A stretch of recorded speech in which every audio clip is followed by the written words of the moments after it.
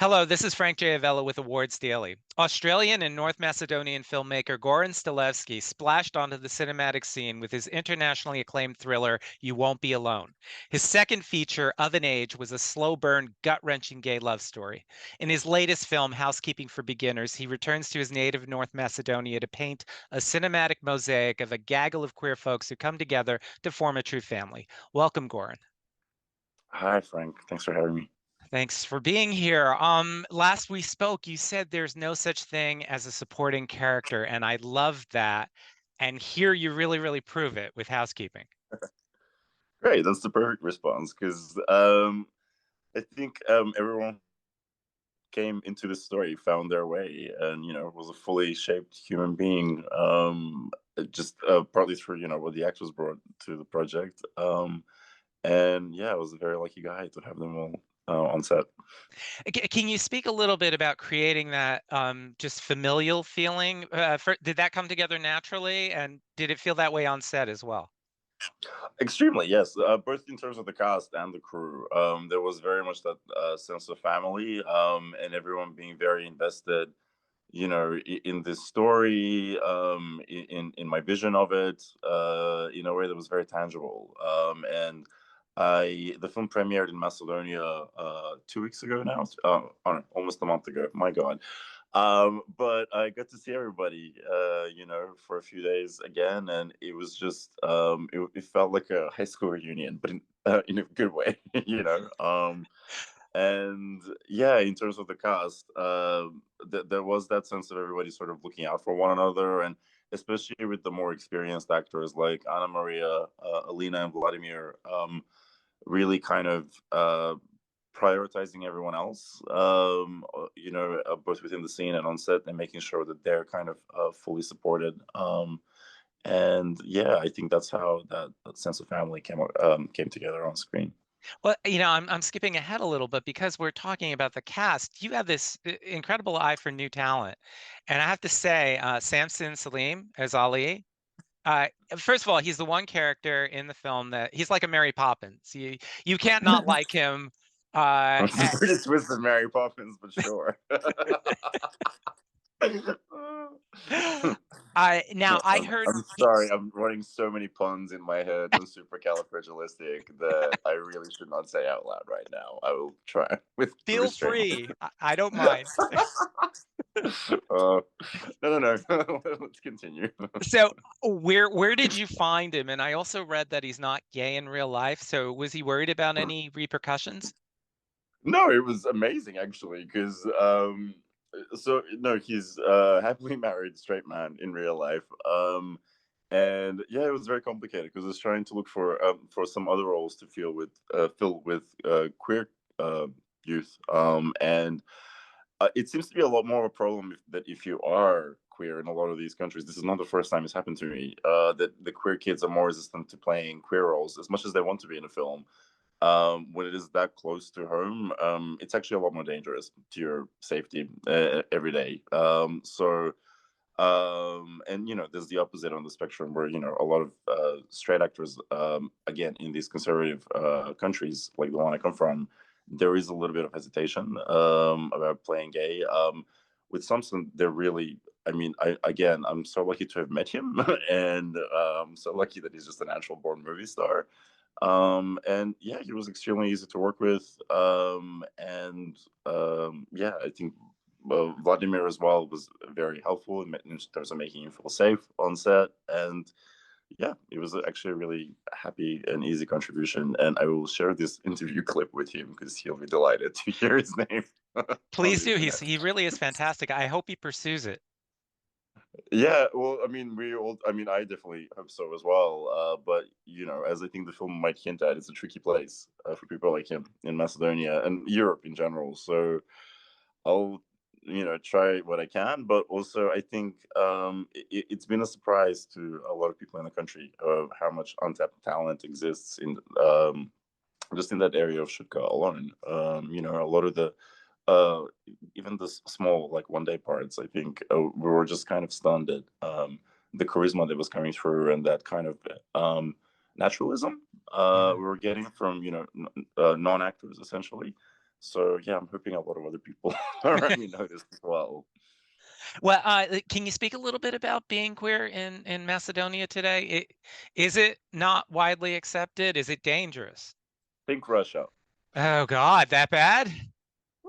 I mean, maybe not quite that bad. I think legally, there's more protections, but and you know, I mean, I've been openly gay, coming in and out of the country for years, and so far still live to tell tell the story.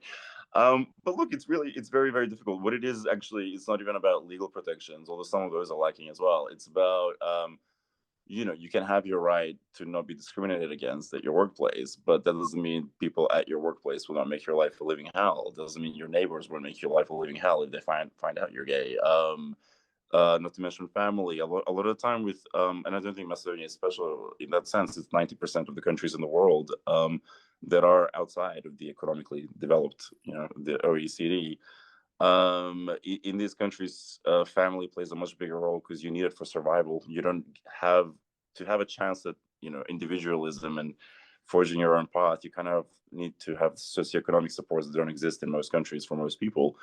So yeah, family then becomes this thing, and community becomes this thing of how you manage to, you know, survive. And then you become dependent, and it's really hard to be even just like closeted and queer, much less open. Mm.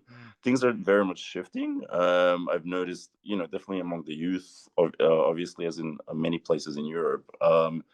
It's very different now to what it used to be. And you know, socially, in terms of going out, there's options and there's a little bit of freedom. And, you know, I've certainly met a lot more people, younger people who identify as queer quite, you know, comfortably and confidently, at least, you know, in certain circles, which is refreshing. But yeah, no, life is very complicated Like, for a queer person in most of It, the world. yeah, it is here too in the United States in many respects, you know, unless you live in concentrated cities. No, Um, exactly. Yeah, I mean, think Arkansas. Like, there's parallels between all these places in terms of, but you know, you also, if even within these places, you have these pockets. I don't want to kind of paint this broad negative brush. Like, there was, I mean, I think the first queer pride parade was only in the last couple of years, so just for reference. But at least there was one, you know, yeah. and you went without massive major public incident. And there's little pockets and festivals and things, and you know, you can still and I think, you know, hopefully the film shows like you can still have a kind of happy and fulfilled life and build your own family and environment. I mean, yeah, I think uh yeah, like it's not just stories of suffering Yeah, essentially. no, no, absolutely. And I mean, your film is joyous. It's ebullient, and it's about these unapologetic, in many respects, queer people, and how they work that balance.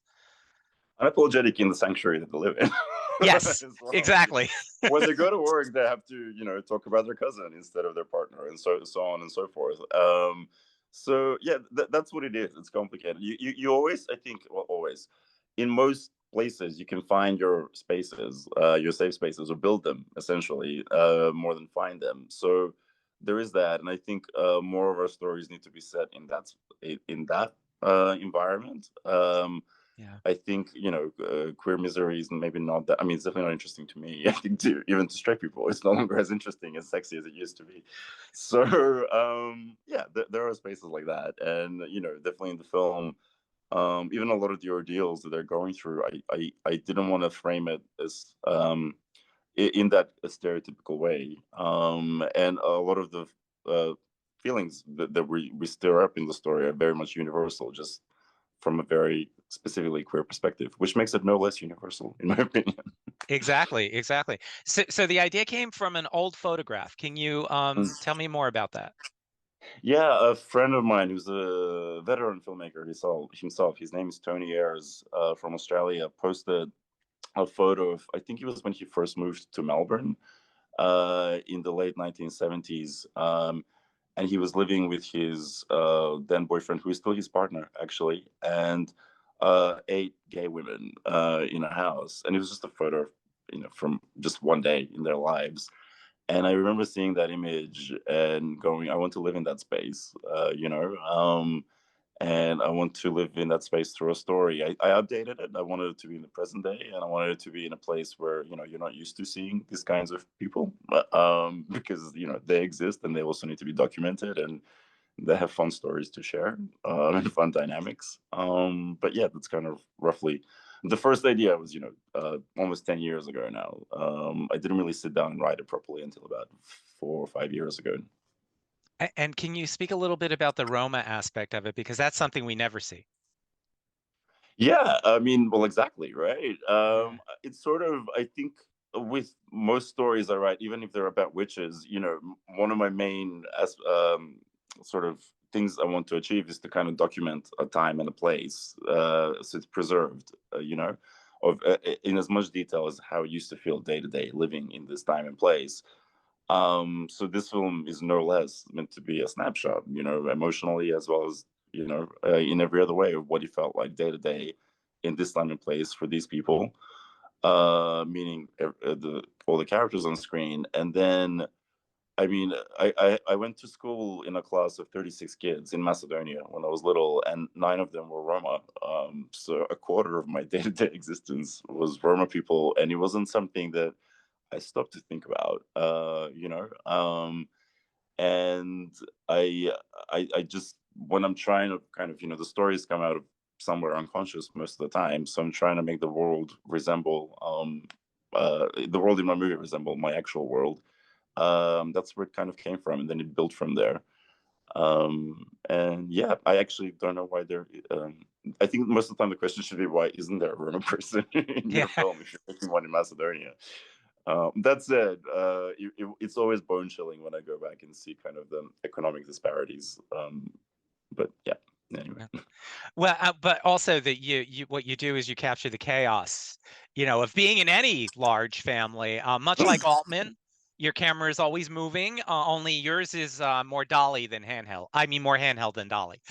All handheld, I Entirely think. handheld. Actually, Yeah. poor now, my cinematographer pointed out, several months after the film, when we were talking, it's like, no, every single shot was handheld. That camera, Ah. which is heavy, by the way, was on his shoulder for every single shot. Um, and yes, I think it contributes a lot, and I'm deeply grateful to Naum and owe my firstborn to him, I believe, by now. And he's wonderful to work with, and but yeah, like again, that's the secret to achieving that sense of family on screen. And it's only, but in terms of like how it was written and how it came together, it's only now, all those years after I wrote it, that I go, oh yeah, obviously I was writing my own family. Essentially, I did not grow up in a queer chosen family at all. Mine was very much dictated by biological and economic circumstance, but I grew up in an overcrowded house, which barely fit the people who were meant to be in it. But we had like 12 cousins visiting per day, and these cousins are kind of like siblings to me to this day, essentially. And our dynamics from home end up shaping how I tell stories, obviously. And it was fun to watch them watch the film and kind of recognize their own tendencies and personalities. But it was also like, this is the first time in Macedonia a few weeks ago that people who have spent time in queer communes like this one got to see it, and they're like, oh, this is exactly what it feels like. Even the words and the exchanges and dynamics, they're like, this is exactly what it feels like. And you go, well, yeah, because family is fucking family, whether it's chosen or not. Like, it comes from a certain need of, we want to belong and feel safe, and once you do, you behave in a way that's unfiltered, and because that whatever you say, you can get away with it because you're loved in these spaces, whether you're queer or not, whether it's chosen or imposed upon you. The dynamics are identical. Actually, it's fascinating. Oh, absolutely. And the overlapping dialogue, which is, real and, Mm-hmm. true, and we all know that. Can you speak a little bit about the house itself where you filmed? How did you find it? Just about the overlapping dialogue, I'm gonna Yes. just say one thing. Like, the I don't think a vision of joy has ever been recorded in a human face as much as it is when you tell any actor, no, you can feel free to just talk when you want to. You don't have to worry about stepping over each other's lines. Oh my god, the serenity, the joy, it's like thrilling even just to watch. See, But anyway, see, the house.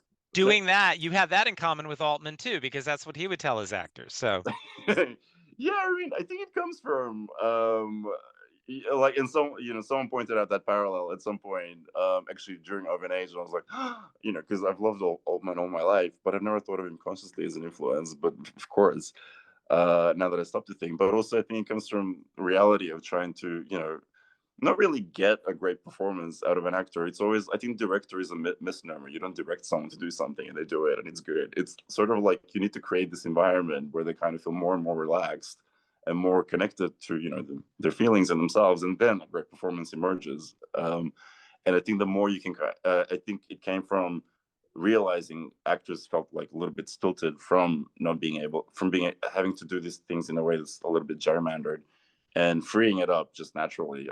When I noticed what happens to performance, I was like, okay, well, the sound team is gonna have to figure out another way. And luckily, I've had a very good sound team on every film. But yeah, fantastic. Now about the house. the house, again, very lucky. There was extensive location scouting. I was still actually editing of an age when we started location scouting for this film. So I was in Australia, and yeah, I was just getting photos from even just like convincing families to let you in into their space, knowing what that entails, and knowing it's like 3 months of their life is always complicated. But this one stuck out pretty quickly, actually, even just through photos. And then when we got to see it in real life, it was actually fascinating because to most of us, it felt like a little bit like there was a sense of nostalgia. And I had a team from all across ex-Yugoslavia, and every time we stepped in, even if our houses or means didn't allow for a house like this in our childhoods, like there was this sense of like it felt like you're stepping into 1991 a little bit. And this house was written to be kind of a little bit like a remnant trapped in time in terms of how it's set out. And in fact, when it was built, it was the kind of house that was gifted contributors to Yugoslav society in this particular street. This is how it existed, and it's Wow. sort of in the middle of lower socioeconomic areas. So it's even the location felt true to what it would be like in real life for that character. Of course, this is where she would have lived. So it was, yeah, a no-brainer to decide to shoot there, and yeah, it gave us a lot. It was so great to get a film so quickly after Of an Age from you. So you're going to continue to be prolific like that, and what are you working on next? I mean, I'd love to. It's not always up to me, It's, in fact, it very rarely is. We have two projects with my producer from the first two films, who's co-producer in this as well, Christina Seaton. They're a little bit bigger and more expensive, so as happens in these things. So yeah, one of them is a queer drama that kind of jumps back and forth in time, and it's an investigative piece on a love story. And the other one is a warm-hearted but savage political satire set in Eastern Europe today. Because, like I said, there's a lot of stories that need to be captured in Eastern Europe today. And it's an American person that ends up there and causes hijinks and problems. And yeah, we're currently in financing stages, actually, and casting with one of them. But let's see what happens. Life is very unpredictable. I definitely didn't expect Housekeeping to be made so soon after Of an Age, So let's see. Well, and Of an Age was, such a brilliant film, and I think Housekeeping for Beginners is too. What would an Oscar nomination mean to you?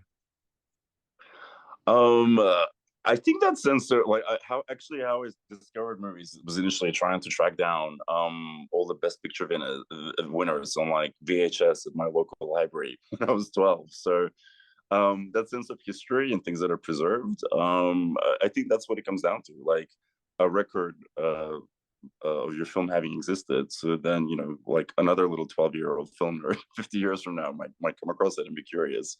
um it's really about like making it easier to connect to new viewers who might not know about the movie otherwise. So yeah. Of course, absolutely. Well, thank you, Goran, for taking the time out. Again, I think it's a fantastic film, and I'm really, really happy that we're going to be able to see it here in the United States. Thanks, Frank. I'm very happy about that too. Thank you. Thank you.